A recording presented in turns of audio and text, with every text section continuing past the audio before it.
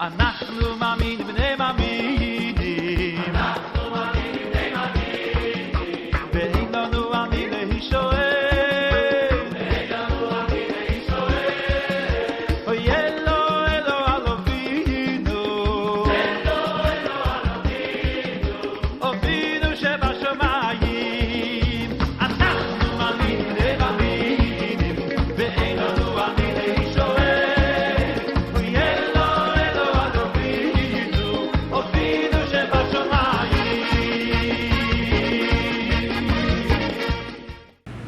Good afternoon, class. How are you doing out there? We are back from our break after Shabbat morning and ready for some bar mitzvah training. I thought we'd talk about the Tallit today, and especially the curious tassel that hangs from the Tallit, or prayer shawl. Some of you know that on most Ashkenazi type prayer shawls, you do not have the blue tassel, and it is something that is coming back into fashion, if you will, especially among the Sephardic Jews and Italy. Even certain Israelis that believe that it is a mitzvah to be fulfilled even before the Messiah comes, to clarify where the blue dye came from. So we are actually going to take a look at a little bit of a PowerPoint, and we're also going to take a look at some scripture. So why don't we start with the PowerPoint and look at Matthew chapter 9, verse 18. And I'm going to read here about a woman with the issue of blood, the famous passage. Mm-hmm. And I'm reading the New King James, so we are going to messianize it a little bit and use Yeshua when appropriate. I don't think I caught all of them, so I'll say Yeshua. Yeah, I think I tried to. We'll, when you see Jesus, obviously, you know we're talking about Yeshua the Messiah. All right. So, Matthew chapter 9, verse 18 says, "While he spoke these things to them, behold, a ruler came, ruler of the synagogue, and worshipped him, saying, 'My daughter has just died, but come and lay your hand on her, and she will live.'" Now, probably the word worship means to lay prostrate or to come, bow before him as a form of obeisance, to show surrendering to an authority, not so much like we think of worshiping God. Or at least the way this version is trying to translate the Greek. Verse 19 says, "So Yeshua arose and followed him, and so did his disciples. And suddenly a woman who had a flow of blood for 12 years came from behind and touched the hem of his garment." Now let me see the hands of those that have heard the southern preacher talk about the hem of his garment. You kind of heard this. And maybe didn't understand that this is really best understood from a Jewish understanding or perspective. We'll investigate that in a minute. Let's look at verse number 21. And it goes on to say in verse 21, "For she said to herself, 'If only I may touch his garment, I shall be made well.' But Yeshua turned around, and when he saw her, he said, 'Be of good cheer, daughter. Your faith has made you well.' And the woman was made well from that hour." Now, it's interesting you talk about this woman in chapter 9 that is sick for 12 years. She's been to every doctor in town. Nobody can stop this issue of blood, which in the Torah is defined as something to make you unclean.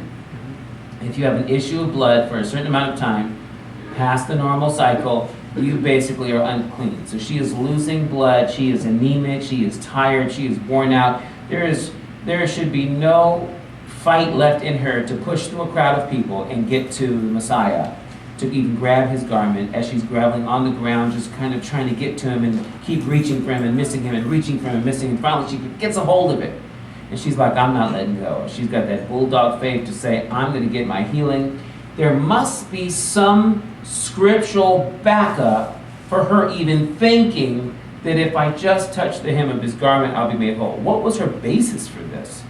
There had to be something. So I remember my first study in this and really going back into the Hebrew scriptures of the Torah and the prophets, looking for an answer, and was shocked when I found out how layered it was, that there's so much information that probably a first century Jew would have understood back in that time, and especially based upon an ancient text of the Torah. What did she know? What did she understand this faith in this tassel to be referring to? So let's take a look at something that happened even beyond this chapter and go to chapter 14 of the same book. Matthew chapter 14, verse number 34. It says, when they had crossed over, they came to the land of Gennesaret, and when the men of that place recognized him, they sent out into all that surrounding region, brought to him all who were sick, and begged him that they might only touch the hem of his garment. Now let's go back.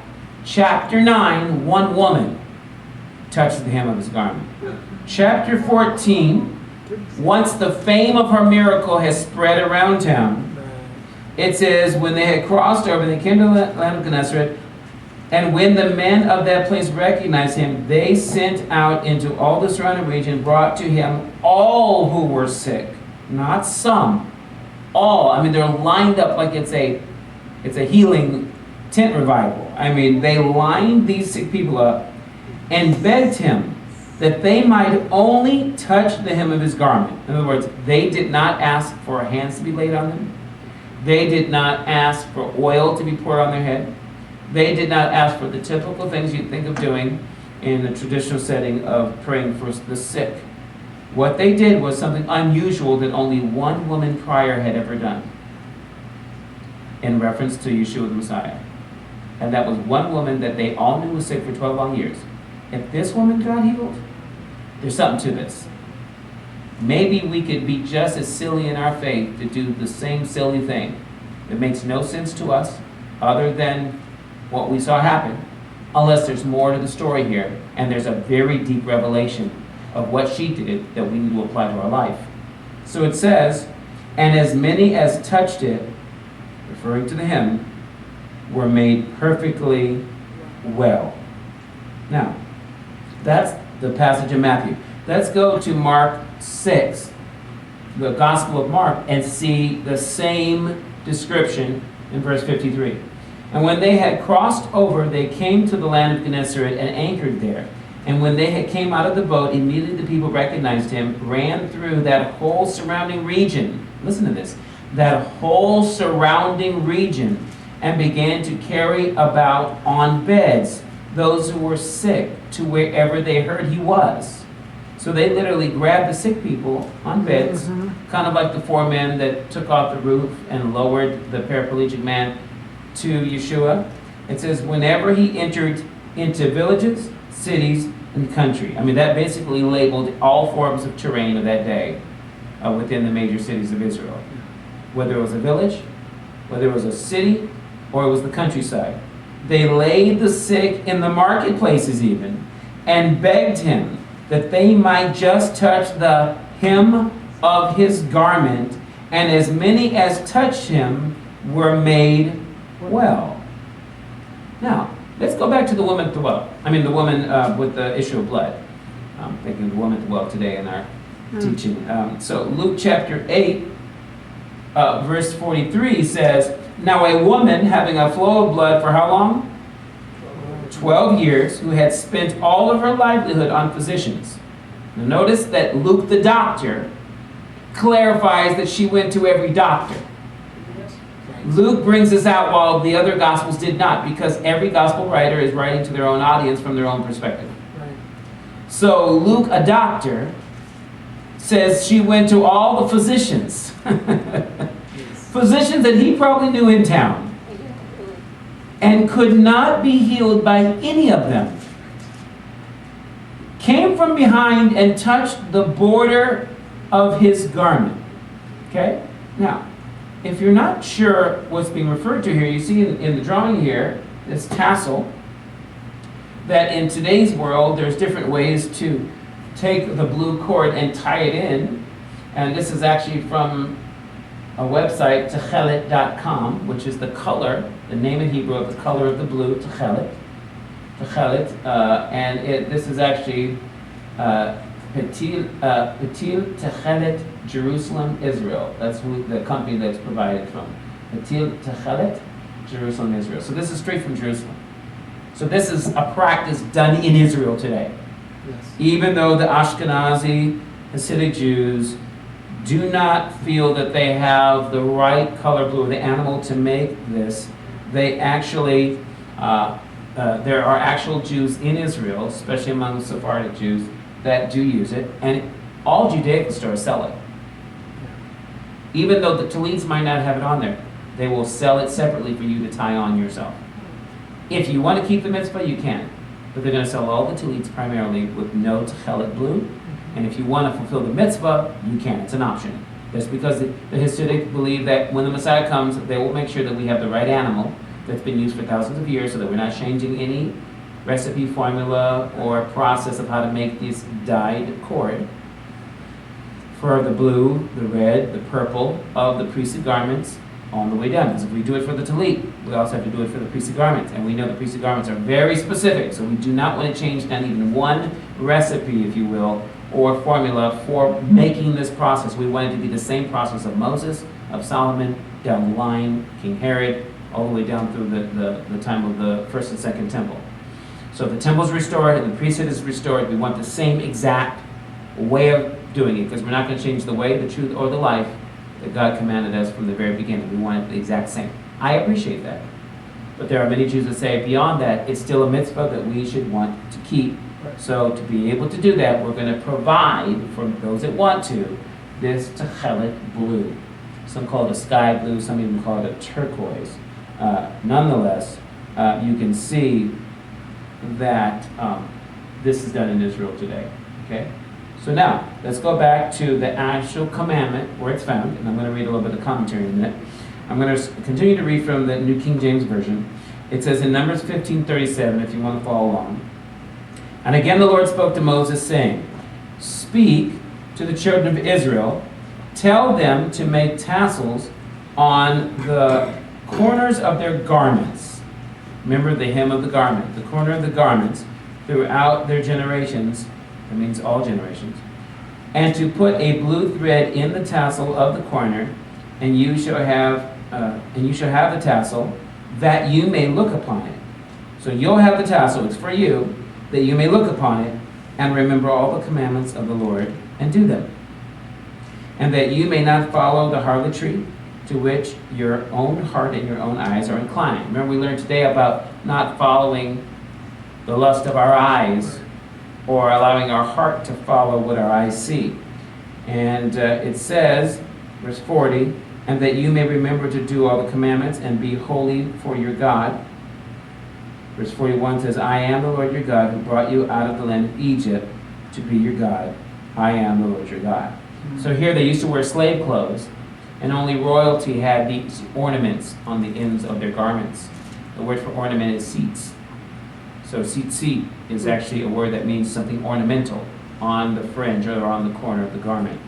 So usually people of great royalty or people of great distinction had special ornamentation on their garments. One would be the priests of Israel, would have bells and pomegranates on the bottom of their garments. So for having something attached to the garment was something to draw a person's eye to the type of person that was walking in their midst. Someone of royalty, great authority, judges, priests, prophets, kings, they all wore special garments. So God gave a commandment for all the Israelites to feel like they are a kingdom of priests, to have this special color that was worn in the ephod, the ephod of the priestly garment, the blue tunic that he would wear, and it's the same color. So they got a little piece of the garment, of the priestly garment. So you can see this is a priestly work, if you will.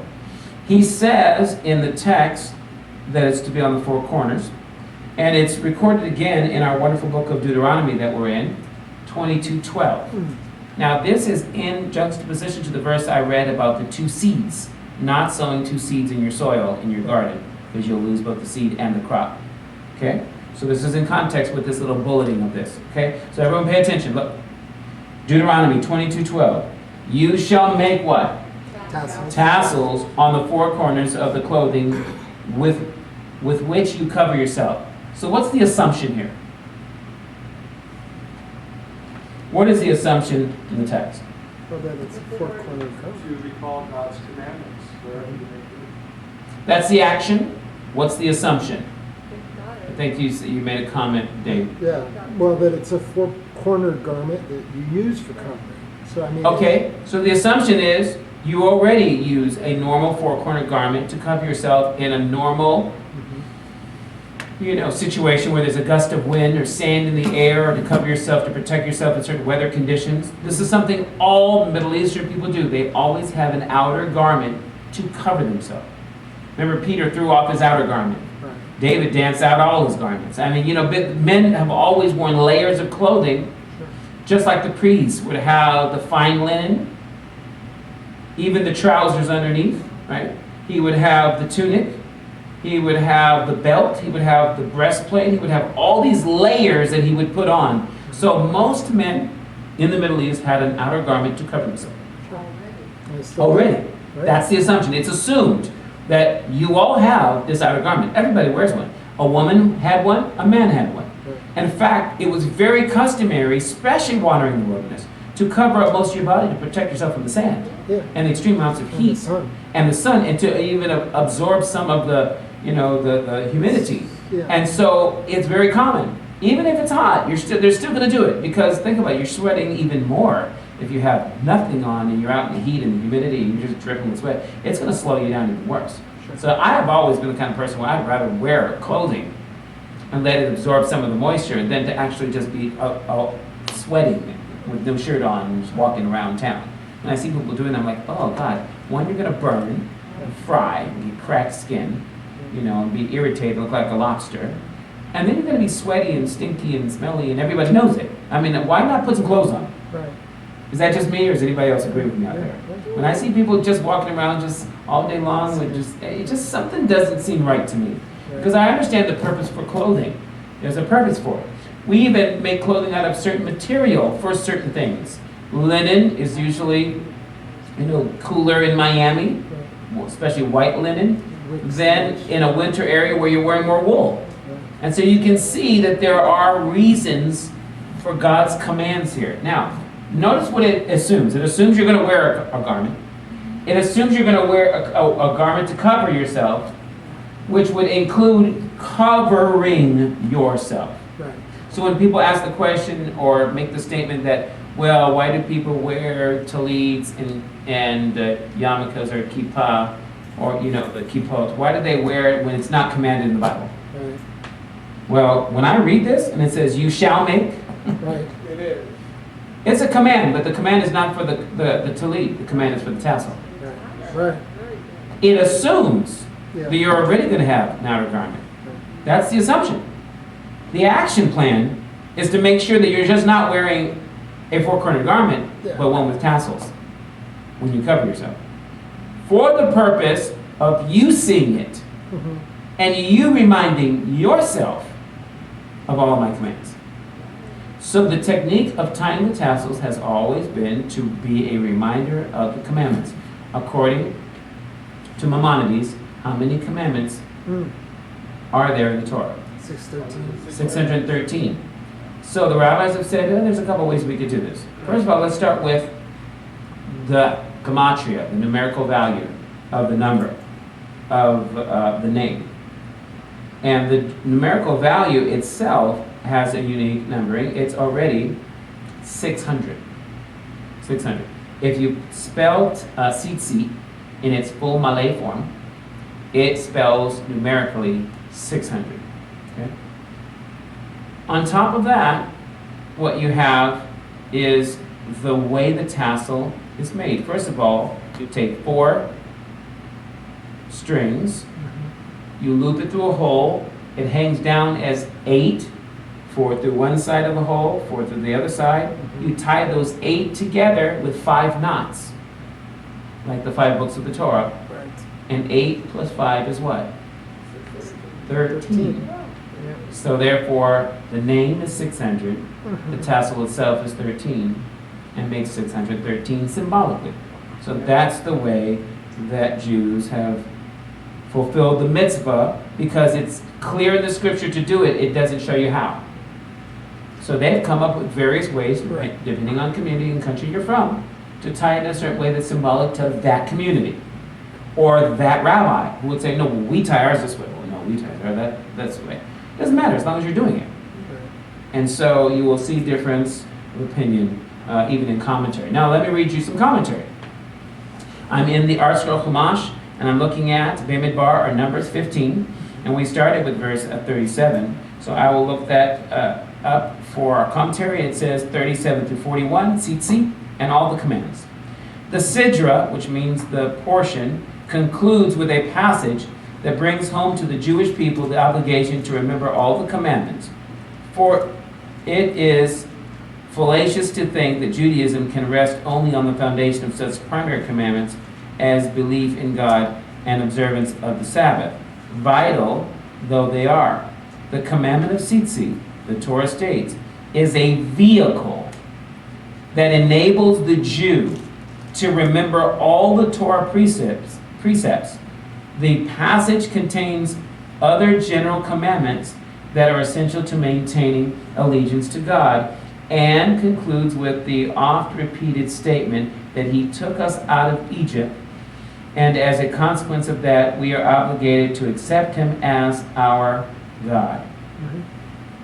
In verse 38, the word tzitzit, fringes. Alternately, the word refers not to the fringes themselves, but to what they call upon their weavers to do. The related word, chatzitz, means to peer at something intently. And as stated in verse 39, one should look at the tzitzits in order to remember all the commandments, according to Rashi. The passage, part of the passage, it says on the corner of their garments. It goes on in commentary to say, the corners of a garment are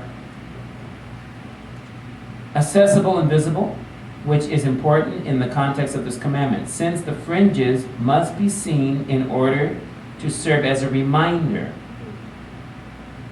Garments are a person's means of playing a role or presenting himself to the world as he would like to be perceived. It is important, therefore, that garments be consecrated, as it were, with reminders of God, so that they not become the means to entice people away from his service. Throughout your generations, when someone is sincere about using even his garments as a means of achieving devotion to God, he can imbue his children with succeeding generations and the same dedication.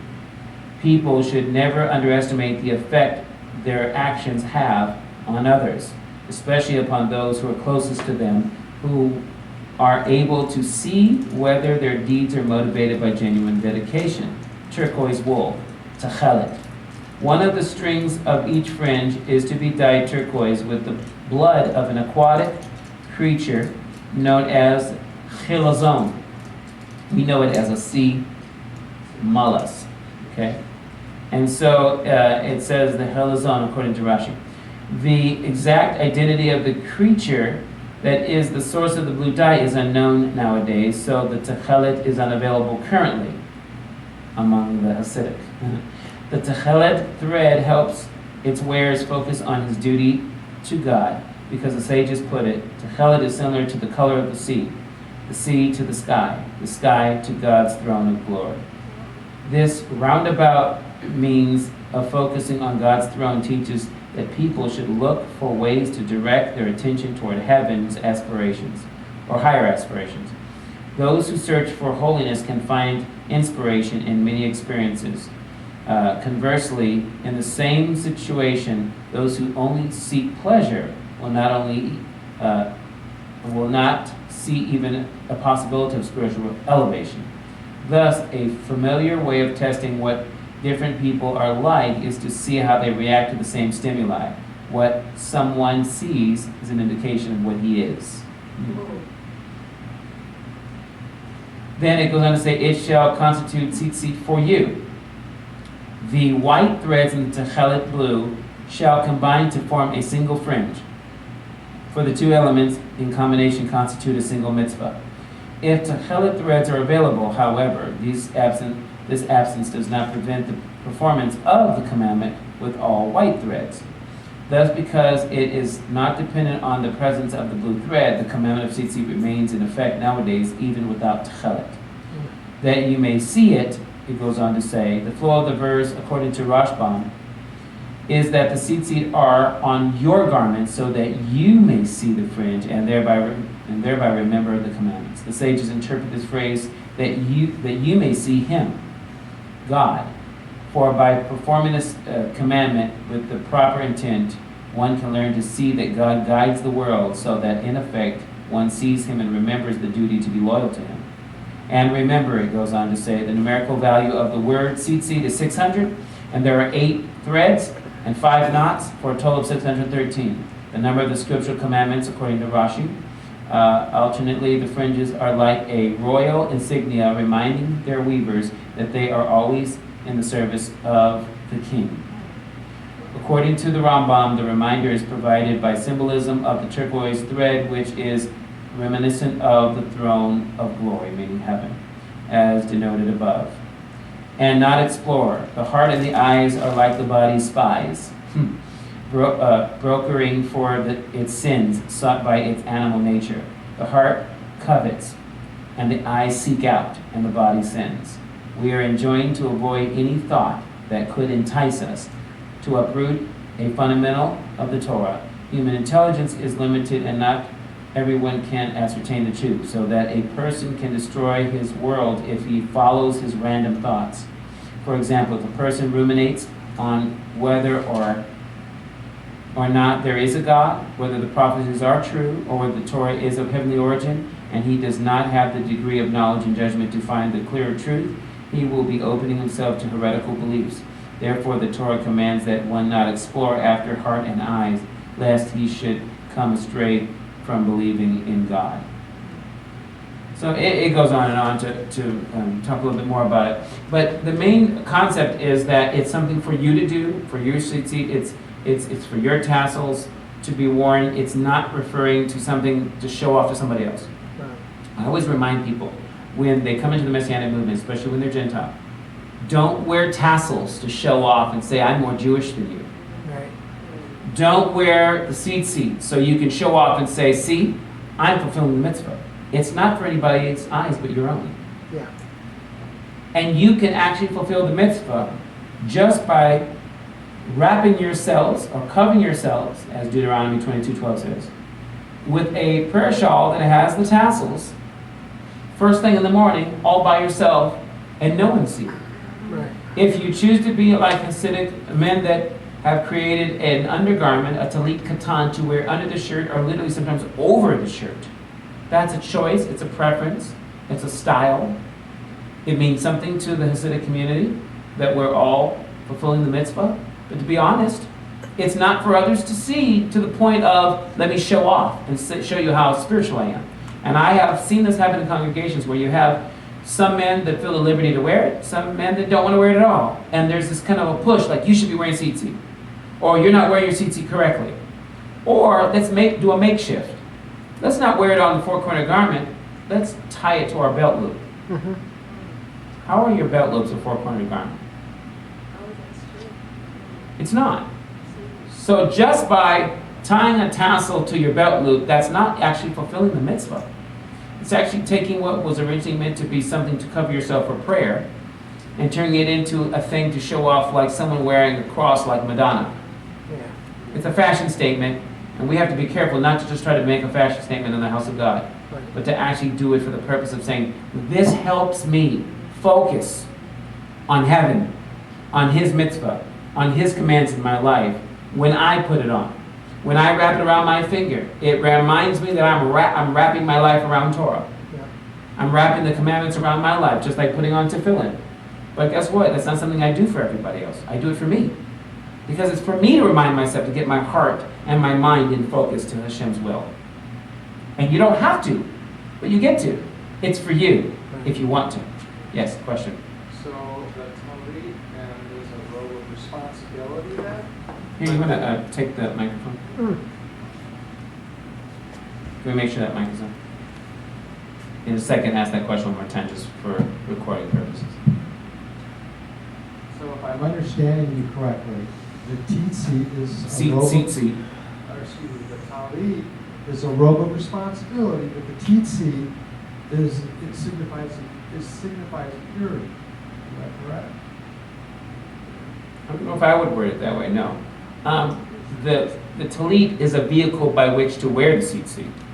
It's actually the tzitzit that are the responsibility for the Israeli men to wear to remind themselves of fulfilling the mitzvah, that especially are made for the males in the community to keep. Because actually women are not expected within the Jewish world to have to keep all of those same mitzvahs that are male responsibilities. In the same way, a man is not given the same responsibilities that are maternal instincts of a mother.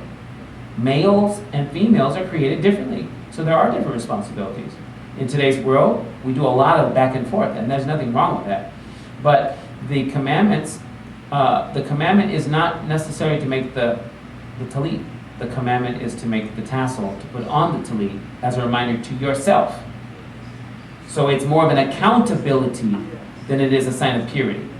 Purity would mean you actually fulfill the commandment that the tallit or the tzitzit represent. But there is no indication by you wearing tzitzit that you're being pure. It is for the purpose of you focusing on purity, but it doesn't ensure it. It's only a vehicle by which I stay connected. In the same way, my Bible, having one, is no security that I'm reading it. It is a vehicle by which I can read the Word of God, study the Word of God, and hear the Word of God. But there's no guarantee just because I have one that I'm any more pure than anybody else, or I'm actually fulfilling the mitzvah in here. I have to actually read it daily and apply it to my life. So having a Bible, having a prayer shawl, having a kippah doesn't add any purity to your life, but it can help you focus if it works for you. Again, that's why we don't push it here in this congregation that a woman has to wear the veil per se. That's why Paul said basically, if you have an argument, we have no other custom, but he clearly says it's a custom. This is the custom we follow. If you don't really want to follow it, it's fine. But then we have no other custom, he says. Then the woman should cover herself while she prays or prophesies. But he doesn't make it a commandment. He says, it's not the Lord, it's me saying this. Based upon Rachel covering herself, Rebecca covering herself for Isaac. That's where it came from. So basically for a Jew, it holds them accountable for thought and action. Right? Yes, it is meant to hold them accountable for their thoughts, their words, their deeds. Absolutely. And that also means not only in home, but in public too, right? Like in the marketplace or... Okay, so let's talk about that. It is the obligation for you to look at them as a vehicle to do that. The acceptable time to put on the prayer shawl is considered to be in the morning as the sun is rising for the purpose of being able to visibly see it. To have to do it all day long is nowhere implied in the text. So whether you're wearing one under your shirt that nobody sees, or you're visibly wearing tassels hanging out from underneath your shirt, or you're wearing it on top of your shirt, or you're not wearing one at all, the fact that you did it in the morning can be a clear sign, just like putting on tefillin early in the morning. No one expects you to go to work and do construction with tefillin on your head. But a Jewish male would probably do it in the morning as a reminder for the rest of the day. In the same way, we wouldn't expect that you're going to do a devotion in the morning all day long. You're going to do a devotion in the morning and meditate on it all day long. One of the things that helps that you meditate putting on tefillin, its purpose, is the fact that there's going to be some little marks on their arm for a while throughout the day that remind them, oh, that's right, I did put tefillin on. They even thought about, oh, gosh, I don't remember if I did it or not. Oh, I sure did. There's a reminder. When you go to your house and you see the mezuzah on the doorframe, it's a reminder when you leave and it's a reminder when you come back. But you don't take the mezuzah with you. You say, oh, let me take this with me to go with me. Now, there are people that have a little mezuzah in their car for travel. That's great. But guess what? Then they get out of their car and go to work. Does that mean they have to have one now at their desk? Well, if they want to put one on their doorframe and their employer allows it or it's their business, great. But the main thing is it's a reminder for you. It's not a commandment that God says if you don't do it, you're breaking some law of mine. It's for you. It's for you. So the rabbis are very specific about the pronoun. Even whether it's a single or plural pronoun. He says it's for the individual. It's to help them. Yes? So can you comment on the verse in 1 Corinthians 11, I think it's 4 and 5, where it talks about Yes. having Yes, we can touch that right now. Eric, can you do me a favor? Rabbi Eric, can you get me my water from the thermos from the office? Yeah, the black one. So we'll take a look at that. Let me just quickly finish this section of the PowerPoint, and then we'll go right into that portion because I'm going to have to now flip over to Corinthians. All right. So then let's take a look at the word that is translated hem of the garment. Okay. And we're going to first start looking at the Hebrew. So whether the corner of the garment or the hem of the garment, we're going to look at the Hebrew. And this PowerPoint, I do not have the Greek, but I can pull it up straight from my phone. So I'm going to show you the Greek equivalent. Okay, so the word is kanaf. Kanaf. Everyone say kanaf. Kanaf. It says an edge or an extremity, specifically of a bird or army, or wing, of a garment, or bed clothing, a flap, a corner of the earth, a quarter of a building, pinnacle. So it's the edge of something. This is so funny because I've been dealing with people bringing up videos to me about the flat earth. Yeah. We talked about that last time. Yeah.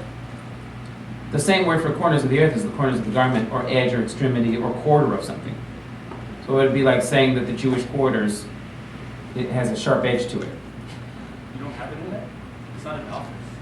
It's not back there. Is there any water around? I don't know where it's. If you can just see it, it's got to be somewhere in there. All right. No, I do have it, Eric. Thank you. All right. So take a look at this concept. For a bird, it would be the corner of his extremity, the wing, the tip of his wing. So we talk about the tassel being the wingtips. If you remember the picture of the men with the Tallits, you see right here how it's flapped over the shoulders like their wings. So technically this is the tip of the bird's wing there. Symbolism, because God describes himself as covering himself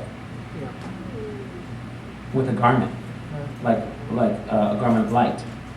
He also says, if you dwell in the secret place of the Most High, secret place, it says you'll rest under his feathers. Or it says under his wing. Like Yeshua. It's the word kanaf. They wanted to gather you under me. Yeah, Yeshua talking about gathering under his wings. Yeah, Israel was stirred up by God as an eagle stirring his nest. Right. And so you have all these references to the corner, which can refer to the bird's wingtip or to the corner of anything. So what I'm going to have to do is I'm going to stop the PowerPoint just for a second and bring up the Greek word I actually found the water bottle. Yeah, thank you. The text I want to look at is, I believe it's the Luke passage. Go to Luke chapter 8. And you can do this very easily on Blue Letter Bible because you can pull up the interlinear translation of the Greek there. And so we'll go to verse number 44.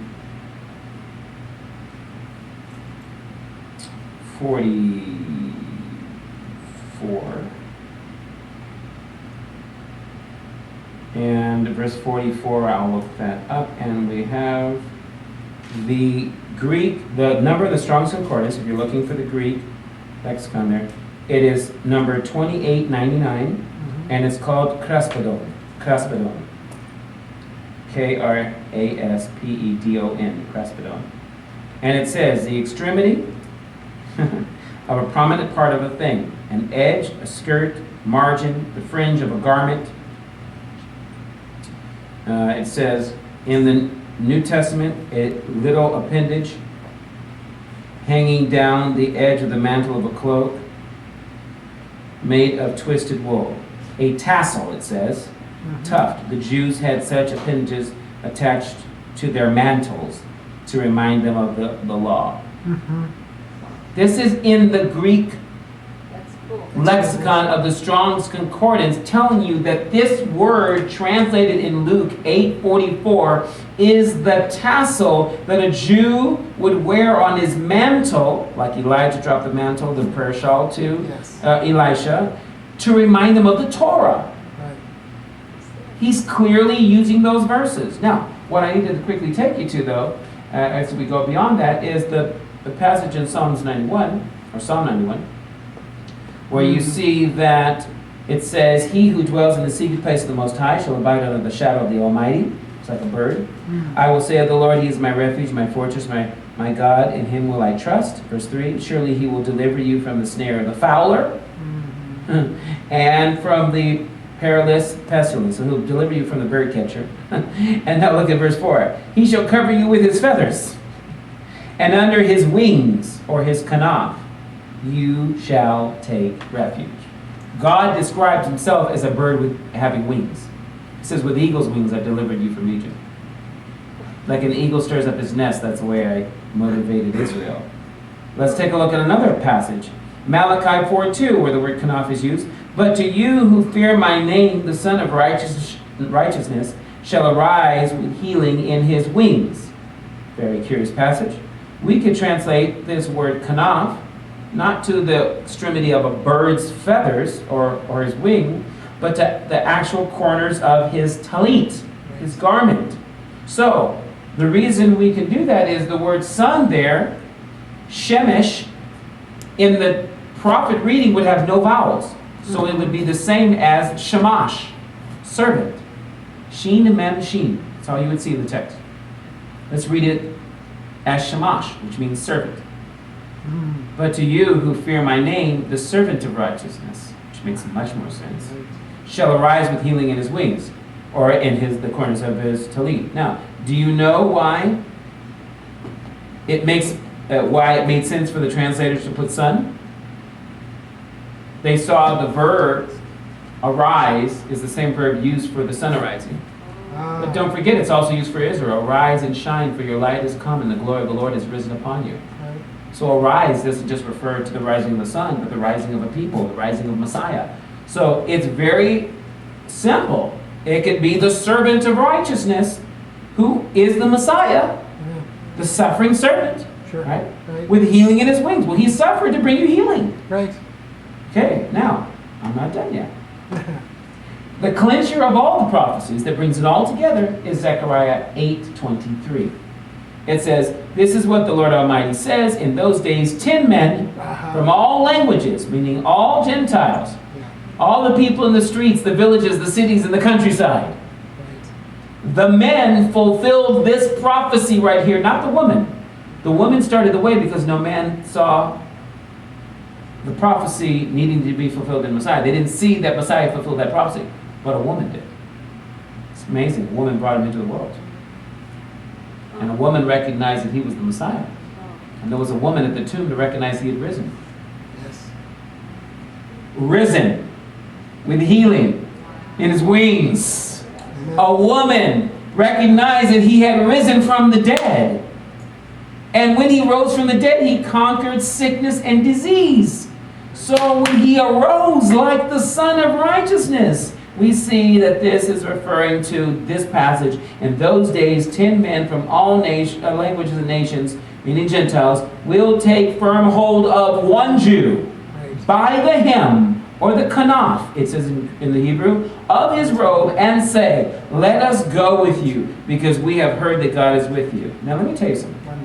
Not only did the Gentiles say this, but a certain rabbi who was a Pharisee of the Sanhedrin by the name of Nicodemus said, Yes. "Rabbi, we know that God is with you, Right. because nobody can do the miracles you do unless God is with you." He called him rabbi, I mean, you recognize him as a teacher, but he says nobody can do the miracles you do unless God is with him.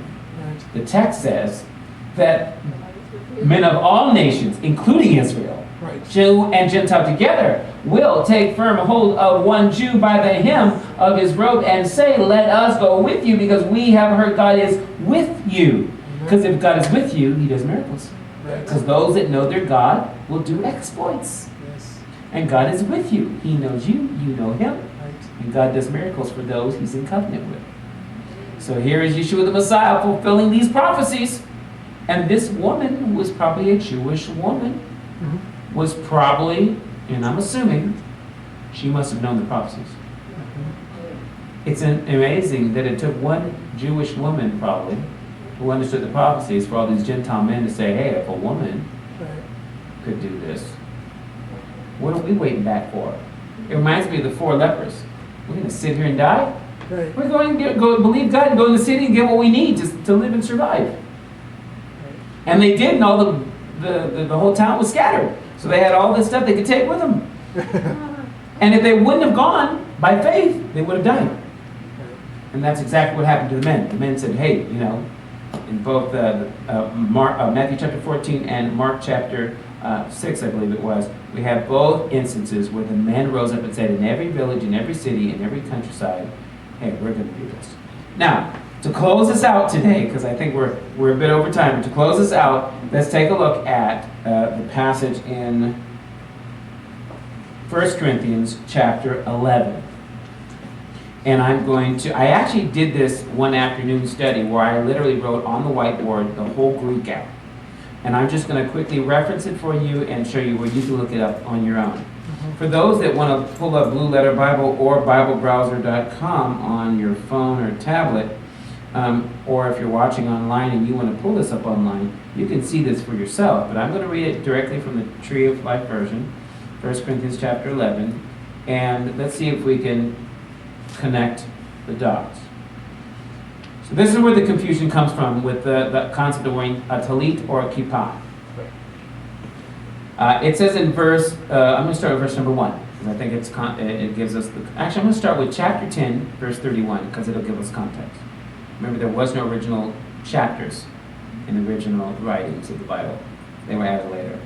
It says, therefore, whether you eat or drink, whatever you do all to the glory of God. Verse 32. Give no offense either to Jewish or Greek people or to God's community, meaning his ecclesia, just as I also try to please everyone in everything, not seeking my own benefit, but the benefit of many, so that they may be saved. So that's what he said to the Jew. I teach Jewish principles. I come with a Jewish context. I come with a Jewish perspective. But to a Gentile, I have to break it down in Jewish concepts, in Jewish perspectives, Gentile perspectives, and perspectives that the nations can understand when they have not grown up with the Torah of Israel. And so we see that that's the context for the beginning of chapter 11, which would have been no separation in the original writing of Paul. So he goes on to say, right after he says, I don't offend Jews, I don't offend Greeks, and I definitely don't offend anybody who believes in Messiah. So be imitators of me just as I am of Messiah. So right there, we know anything he says next, he cannot offend a Jew. Right. Anything he says next, he's not going to offend a Greek either. Right. And he's definitely not going to offend anybody who's in Messiah. Right? So listen to what he says. So now I praise you because you remember in everything and hold firm, just like you hold firm to the garment, you hold firm the traditions, Yes. just as I pass them on to you. So this context is about tradition. Right. Not just Jewish commandments. Traditions that as a good Jewish rabbi, good Pharisee, I've passed on some good traditions to you. And the tradition is to help you keep the commandments. Okay? So this is what he goes on to say.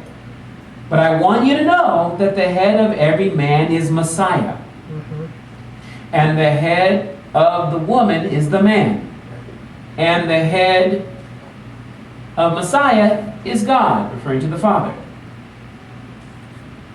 So I want you to see the order of authority. God the Father is head over Yeshua. Right. It's headship authority.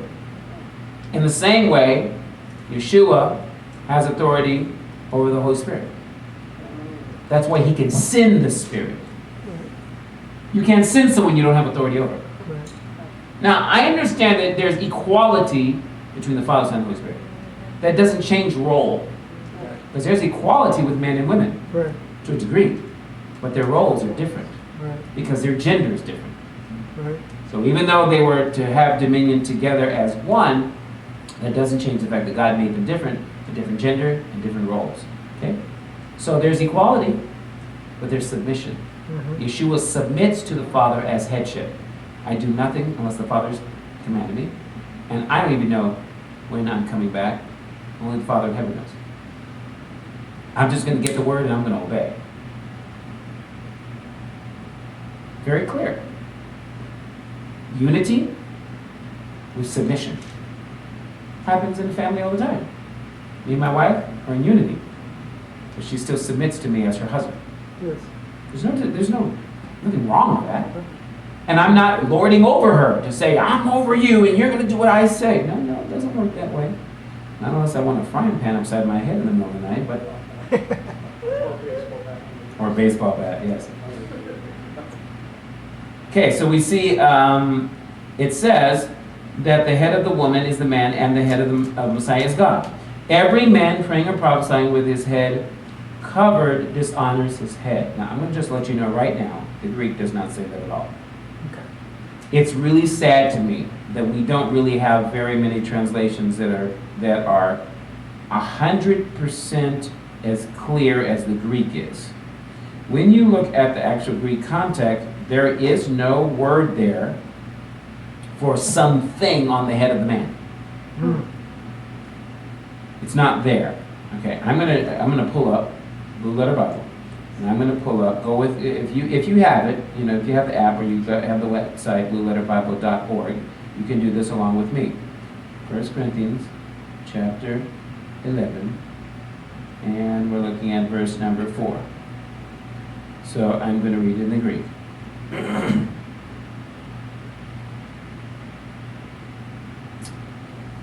Okay, so we have pas honor, prosukumenos,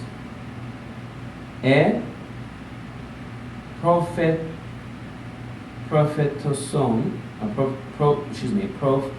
proteuon, kata, kephalos, exon,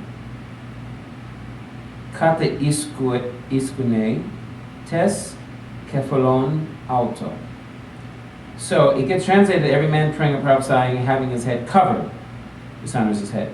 Now, as I go down the list, prophesies is kata kephalos, and I'm looking at the text here, and it gives me a breakdown word for word.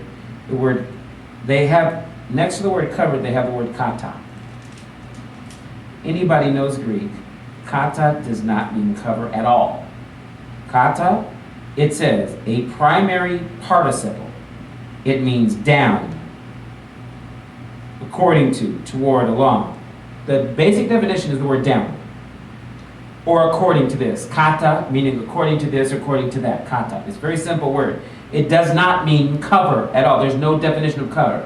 Okay? Kata, a primary participle, prepositionally down in place or time, in varied relations, according to the case, genitive or dative or accusative, according to, after, against, and it goes down and it lists all these different relationships. But it's a preposition. It's not a verb to cover. It is a preposition which means down or can relate to according to something. So literally what the text says in the Greek, I'll go back to the actual Greek text in verse 4. It says, each man that prophesies or is praying or prophesying, having his head down,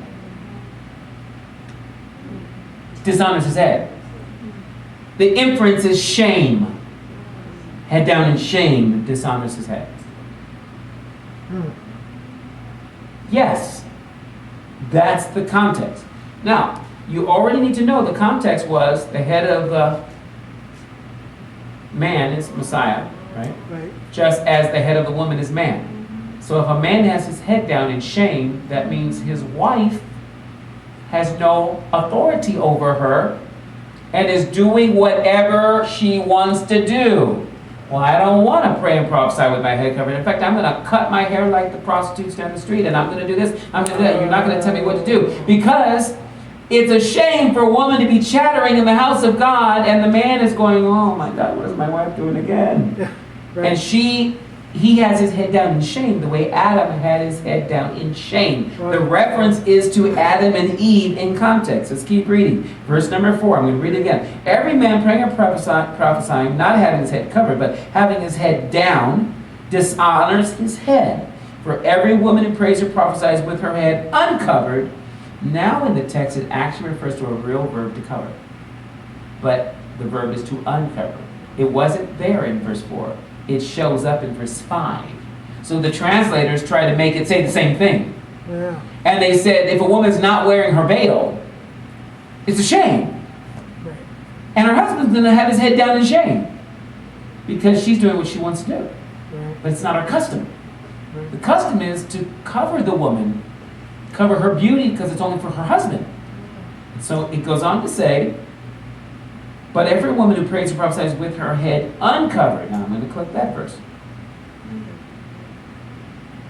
The actual Greek word for uncovered is akata kaluptos. It includes the participle kata in it.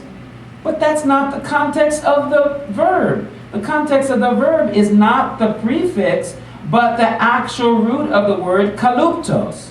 Kaluptos means to cover, therefore together, akata kaluptos is to not have your head covered. Kaluptos is referring to covering the head. Kaluptos was not used for the man, it was used for the woman. Yeah. So verse 4 has no reference to covering. It just has a reference to his head down. Verse 5 with the woman does use kaluptos, referring to akata kaluptos, meaning she doesn't cover her head. It's the negative of kaluptos. Okay? To cover down, to cover over. So kata kaluptos means to cover over her hair. Right. Akata kaluptos adds the A in front as a negative, not having her head covered down or having something covering down over her hair. Right. So you see the difference? Right. One refers to down, the other refers to covering down. Right.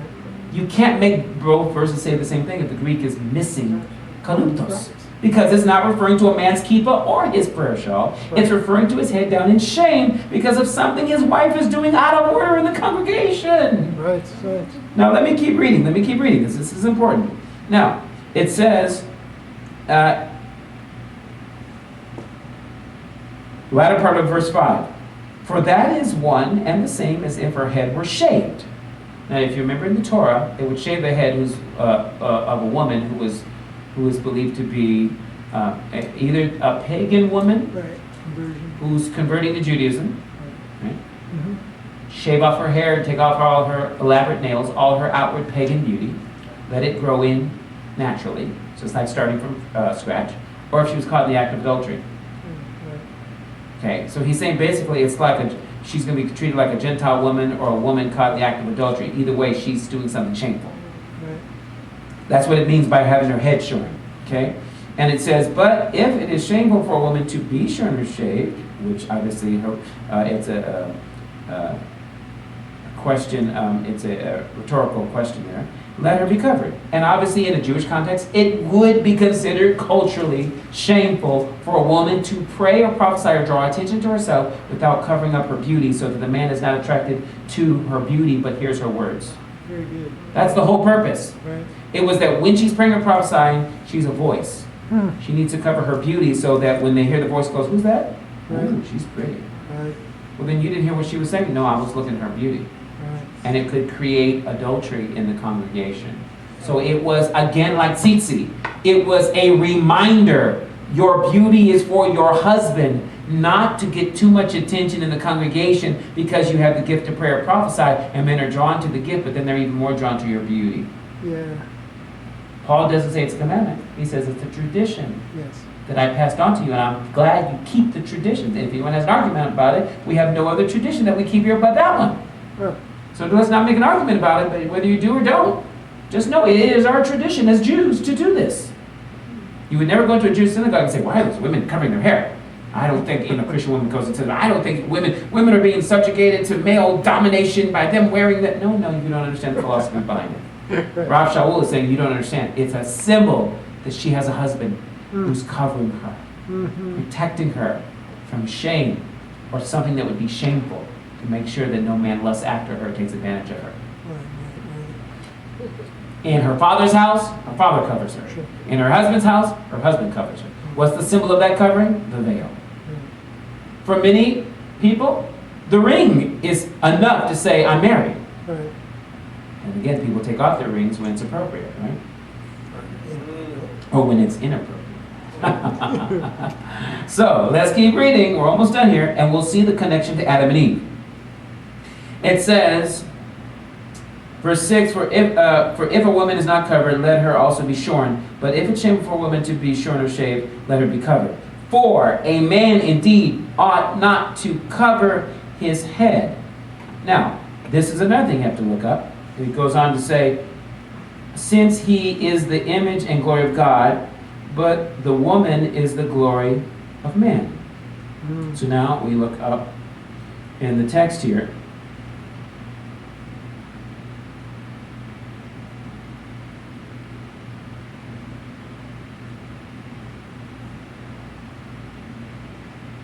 So now, in this verse though, in verse 7, it does use kata kalu teste. Okay, that's the verb there. And it does refer to covering the head. But now we have to keep reading in context and keep reading. For a man indeed ought not to cover his head, since he is the image and glory of God. But the woman is the glory of man. For man is not from woman, but woman from man. Nor was man created for the woman, but the woman for the man. For this reason, the woman ought to have a symbol of authority on her head because of the angels. Concept is, the angels left their place. And angels cover, right? Their faces, and they cover the throne, and they cover God's glory. And when the angels, or when Lucifer, stopped wanting to cover God's glory, he left his place. And therefore, in the same way, so that the woman doesn't lose her place, she is to be covered, to cover the glory. That's the concept of that. There's other people that try to make the whole thing of angels lusting after women. And it's like, okay, that's just, to me, it's going a bit far. But there is that little tradition out there that people believe that. Okay, so now, it goes on to say, verse 11, nevertheless, neither is a man independent of a woman, nor a woman independent of a man in the Lord. For as woman came from man, even so man also comes through woman. So he's talking about Adam and Eve, and then he's talking about childbirth after that. But all things are from God. Judge among yourselves. Is it proper for a woman to pray to God with her head uncovered? Now, obviously, this was a cultural thing. 14. Does not even nature itself teach you that if a man has long hair, it's a dishonor to him? So one of the suggestions is that the reference to a man covering himself is referring to the long hair of verse 15. Because in the Greek culture in Corinth, men acted like women, men dressed like women. Sometimes they had long hair like women. You even see it in the artwork and the pottery of the Greeks and in Corinth, where they have these long, pretty locks of hair. And sometimes even in theater, men would dress up and play the woman's role. And so there was a lot of homosexuality that went on within the Greek world and the Roman world. And so there was a little bit of a gender issue where men were not being men in their society and the women were taking a different role. And what was happening is men were losing their place. So he's saying, don't you know it's a dishonor for basically a man to have long hair? Well, the word for hair is not in reference to long hair like people paint Jesus with long hair, Yeshua with long hair. But it's actually the word for tresses of hair. And it says, the word is kome, and it says head of hair. It says the hair of the head, locks, as ornamental and thus differing from, which properly denotes merely the scalp or hair. So the word is only used once in the whole Bible, and it's only found in this passage. It's never used for a man's hair. It's only used for a woman's hair. So he's saying basically a man, it's shameful for a man to have the hair of a woman, meaning it changes his covering, meaning God made the man to be different. And women's hair traditionally usually grows longer than a man's anyway. Even in certain animals, you see a different mane of hair or different head of hair for males and females. It's not always the same. Sometimes, like in the lion has more hair. The female does not have all that hair. Okay, but nonetheless, God made men and women differently based upon Adam and Eve. That's the whole concept, okay? It goes on to say, but if a woman has long hair, it is a glory to her. For her hair is given to her for a covering. Right. So her hair is a covering. But the suggestion is to cover that covering. The hair is a natural covering. It'd be shameful for a man to have extra long hair like a woman, but it's beautiful on a woman. Therefore, you cover the covering because it's so beautiful that you need to cover it while you're praying or prophesying. Again, that's a custom. It keeps on going down. It says, verse 16, but if anyone seems to be contentious, we have no such custom, nor do the churches of God, the ecclesia. Now, in giving these instructions, I do not praise you, since you come together not for the better, but for the worse. For first of all, when you come together as a congregation, I hear that there are divisions among you, and in part I believe it. And there must also be factions among you, that those who are approved may be recognized among you. Therefore, when you come together in one place, it is not to eat the Lord's Supper. Oh, then it goes into the Lord's Supper on that. Oh, I skipped a verse 16. But if anyone seems contentious, we have no such custom, nor do the congregation of God. So the whole context is, this is a tradition or custom that they have basically taken from the Jewish world, and they even applied it in synagogues, even in Greek provinces, Greek towns like Corinth. So there was a struggle between the Greeks and the Jews of, oh, should we do this, should we not do this? The Greek men came in looking one way, the Jewish men came in looking another way. And Paul's trying to establish, this is why we do what we do, and it's, don't you know it's unlawful for a man to... So he's referring to men looking like women, women looking like men, but more importantly, men not taking the role of a man, and the women not taking the role of a wife. Because in the original context, when it says Messiah is the head of every man, and the man is the head of every woman, the Greek word there is gynē, and it's where we actually get the word gynecologist. It's referring to woman or wife. In Greek, as in Hebrew, ish and isha, male and female.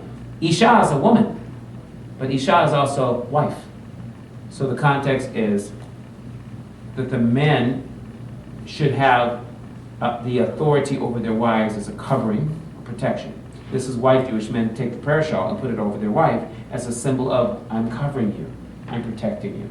So obviously there was an issue going on in the synagogues in Corinth where, especially because of the promiscuity of Greece, they had to draw a line in the sand and say, we have to avoid at all costs any immorality. Don't forget, in I think it's chapter 5 where he talks about the man sleeping with his father's wife, which would have been not his mother, but his father's other wife. And so it's very important that we see that Paul's big issue was to not only keep them out of the courthouses and suing each other, but treating each other in an ill manner, or having promiscuity take over, or having the gifts out of order. Everything is about order, order, order. Because he's trying to keep the congregation from being affected by the pagan world. So, a last thing I'm going to throw out there is that when we go back to the verse where it finally did use katakoluptos as a root, there is no noun in the verse that can be applied to a tallit or kippah. Where is this? There is no noun in the verse in verse 7. So I'm going to go back to verse 5 with the woman.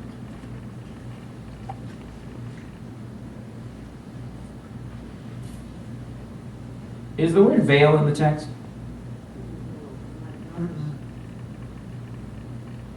Let's see, every woman who prays covered, her head uncovered is on her head. Covered, not covered. For the man over his head. Oh, okay, in verse 10, for this reason the woman ought to have a symbol of authority on her head because of the angels. So the physical, the only thing that refers to a physical thing on the head is actually in verse 10. Because it tells you her to cover herself, but not how. So it says something that symbolizes authority. So this has been interpreted by many as a veil, in some generations, doilies, and all kinds of other things that churches have done to try to fulfill this command of Paul.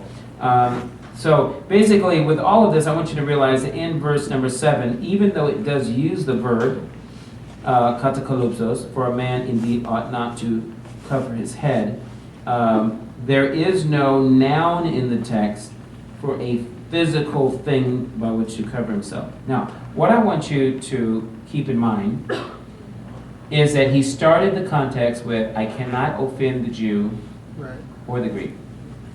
So in no way would have Paul, as a Pharisee, ever offended the Jewish people by saying they could not wear a tallit, when the whole Torah and prophets commands it and sees it as a way to express Jewish life in obedience to God. But we could go for months and years and never extrapolate all of the understanding of this passage. But I hope that gave you a little bit of insight of what's being addressed. It really is not so much about anything physical on the head, as much as it is about the spiritual authority that the veil symbolized, or that there's order in the house of God. That's really what the whole focus is.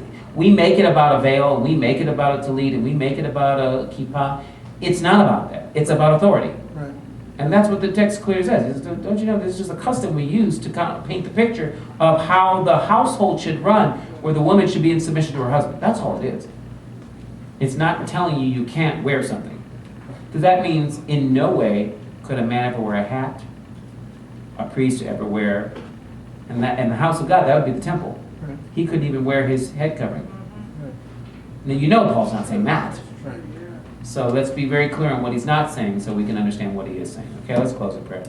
Abba, we thank you, Lord God, for this time we've come together, and even as Bar and Bat Mitzvah students, understand what the purpose of the Tallit is, and to understand that we do have the right to be able to express ourselves in this way, but with proper understanding. It allows us to do it in a way that doesn't bring foolishness or disgrace to your name or reproach to your name, but allows us to do it in a way that honors you, Father. And we just thank you as we remember all the commands you have given us.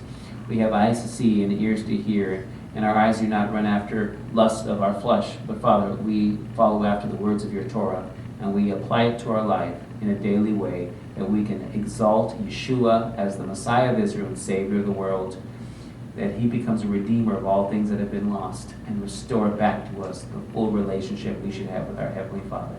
Thank you, God, for all that you've done in our lives and what you continue to do through your Son, Yeshua the Messiah. B'Shem Yeshua. Amen. God bless you. Shavua Tov.